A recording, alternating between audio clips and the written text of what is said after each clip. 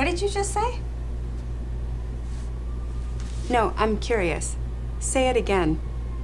Joyce asked me to do everything for Liam, and it's not fair.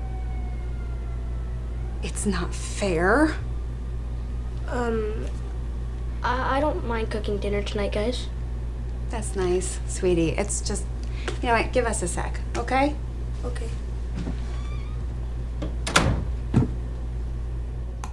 All right, that's the relationship between the mother and daughter in the series from Netflix called I Am Not Okay With This.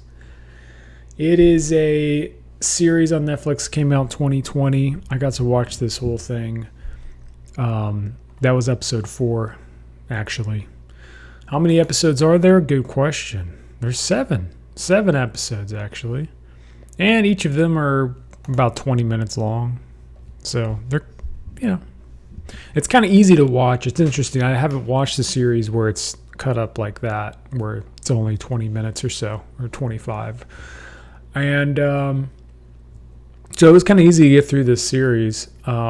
It's rated TVMA, mature audiences. So even though there's a lot of kids in it, there's a lot of mature elements, which I didn't really like. This is season 1, so I don't know what they're going to do with the next season. Spoiler alert, by the way, there's a lot of spoilers in this review, so if you don't want to know what happens, then you don't have to listen to this. But I will say, the thing that kind of caught me off guard was a lot of language, the F words and all that stuff, and the violence, actually. I mean, at the end, I'll get to that in a couple seconds. But what I did like about the show is it showed kind of a small town and the people that live there. The main characters are students in school. It looks like high school. And, it's just the same thing. It's or maybe it's, I don't know, is it not high school? I forget. But they're in school and they just hate life, which happens to every kid, I guess, and they're just trying to get through the week, get through the day, try to make friends. It's actually based on a book, which I did not read.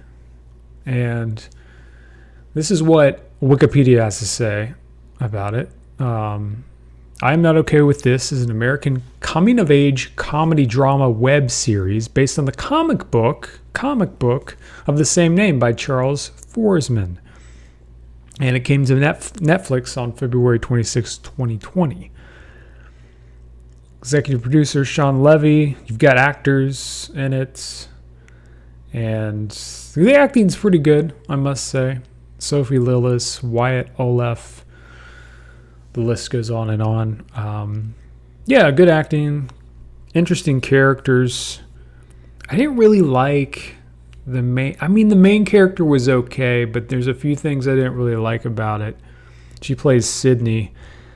And she finds out she has these powers.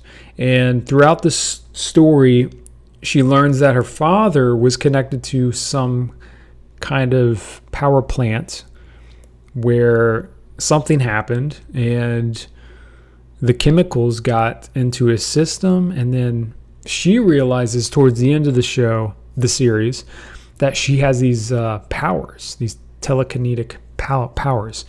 And she has no idea what's going on. She's like, am I just a freak? And her friend Stan in the show finds out about it, and he tries to help her out, try to figure out what it is. He's all excited about it. His character is kind of like a stoner, maybe, it's the lazy kid, does drugs. I don't know. But there's a lot of drama between Sydney and her best friend, who's a girl. She really likes her and wants to date her, and her friend isn't really like that. So there's questions about, sexuality. There's some adult themes in this series. I kind of don't like that they kind of went into that with these shows. I mean, they're doing that with more and more shows, but I would kind of like it to be more of,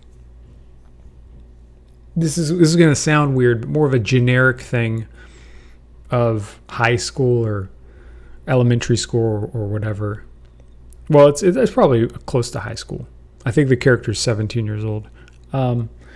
But yeah, just like the mundane part of life. You don't have to get too deep into it. And then her superpowers are what are really what should be the focus. And I think it is, for the most part, it kind of drives the story. But there's a lot of different side stories too about her friends, the school, her dad, her mother, all this stuff. So I think they made us set it up for a continuing series.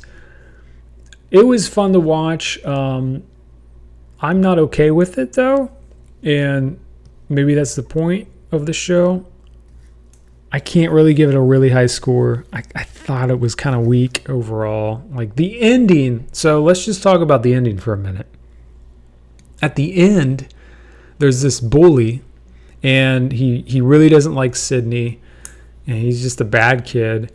And so they go to this dance, and she, the bully steals her notebook, her diary, starts reading all this personal stuff in front of the whole school.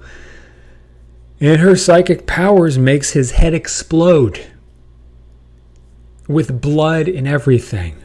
Pop. Boom.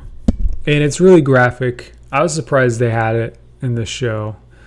I'm older than 17, and I was still like, what the? So that was just weird. And where do you go from this? So she just runs away. Sydney runs away, and there's a dead body there. Everybody runs away from the school. It's insane. It's madness. And we see a flash. I mean, the series begins with her running. So, yeah. And it's all because of this episode, of that moment. It's a weird way to end a season 1. The last episode where she kills someone. So it's just insane. It's a little over the top, I think. A little too much shock value. What am I gonna? I don't know. I'm gonna give this a 7.1 out of 10.